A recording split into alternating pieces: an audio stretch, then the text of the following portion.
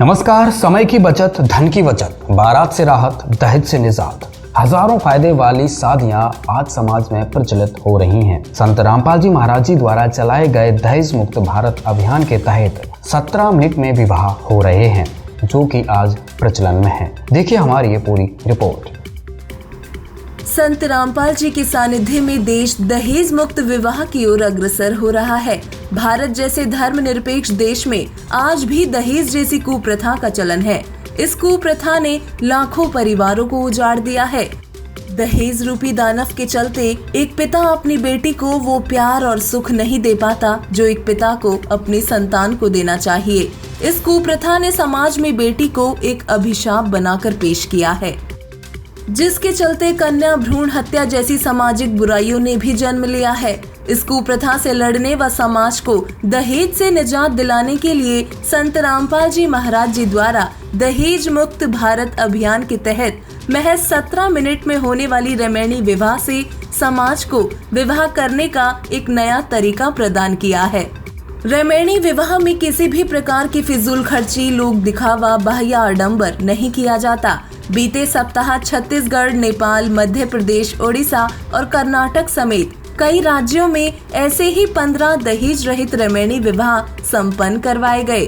संत रामपाल जी महाराज जी के शिष्य दहेज को एक सामाजिक बुराई मानते हैं और इसका सफाया जड़ से समाप्त करने के लिए दिन रात प्रयत्नशील है। अपने आत्माओं सोचने की बात है, ये किसी के कहने से नहीं, कोई प्रतिबंधित नहीं होते ये नियम, लेकिन जो संत नियम बनाते हैं वो आपके लिए लक्ष्मण रेखा होनी चाहिए। उसका उल्लंघन करते सीता का कितना विनाश हुआ, बिरान माटी हुई और दुनिया मरवा दी। और उन्होंने कहा था इससे बाहर मत जाना तो सुरक्षित रहेगी। तो परमात्मा ने जो नियम हमें बना कर दिए हैं ये लक्ष्मण रेखा समझ लेना।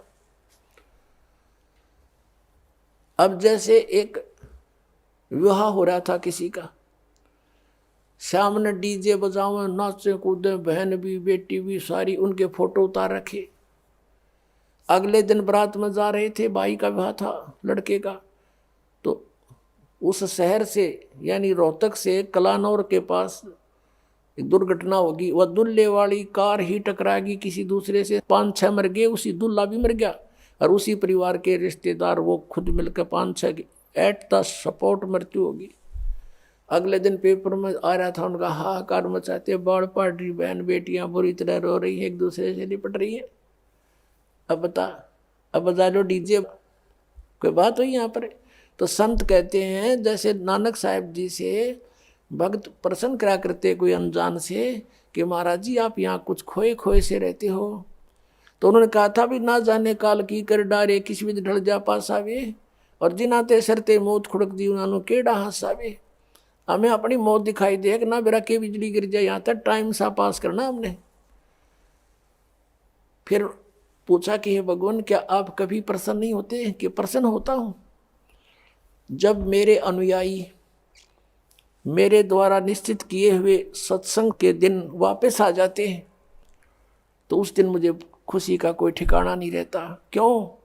क्योंकि मुझे ये खुशी होती है कि इनको कोई काल का दूत नहीं टकराया, इनकी भक्ति का नाश नहीं किया, ये सुरक्षित हैं अभी तक। और जब ये यहाँ से जाते हैं, संसार में सब काल के ही ज्ञान से प्रभावित लोग हैं, ये मुझे चिंता बन जाती है कहीं इनको कोई भ्रमित ना कर दे और इनका जीवन नाश कर दे। क्या कहते हैं कि साध मिले साड़ी शादी होंदी और विछड़ दें दिलगिरी वे, अखदे नानक सुनो जी ना मुश्किल हाल फकीरी वे। कि साध मिले, ये भक्त साध संगत जब वापस आती है, मुझे आत्मा में बड़ी खुशी होती है कि ये सुरक्षित है, इनका कोई दीमक नहीं लगा काल का। और जब ये जाते हैं तब मुझे दिलगिरी होती है, दुख होता है कि मुश्किल हाल फकीरी वे, फकीरी माने साधना भक्ति, ये बड़ी मुश्किल बना दी काल के दूतों ने। जगह जगह एक गांव में मन 10-10 ढूंढे लाए बैठे हैं, कोई वैसे कोई क्रिया करते हैं, कोई झाड़ा लाता है। मिसगाइड करने वालों का कोई अंत नहीं। साध मिले साढ़े शादी होंदी विछड़ जा दिलगीरी वे, अकदे नानक सुनो जी हाँ ना मुश्किल हाल फकीरी वे। तो क्या कहते हैं कि ना जाने काल की कर डारे, किसी भी ढल जा पास आवे, और जिना ते सरते मौत खुड़क दी उनानू केड़ा हासावे। अब यदि तुम परमात्मा का नाम लो और विवाह करो सिंपल वेत है, और वैसे नहीं लोग दिखावा नहीं। जैसे हम इस बात से परिचित हों तब हम इससे हट सकते हैं। जैसे गीता जी अध्याय नंबर 7 के श्लोक नंबर 29 में कहा है कि जो तत्ब्रह्म से परिचित हो गया और सारे अध्यात्म ज्ञान से और सभी कर्मों से परिचित हो गया, वही उस परमात्मा के पाने का, जरा और मरण से छूटने का प्रयत्न करता है, और नहीं कर सकता। वो तो यहाँ बकवाद्य चाहता है।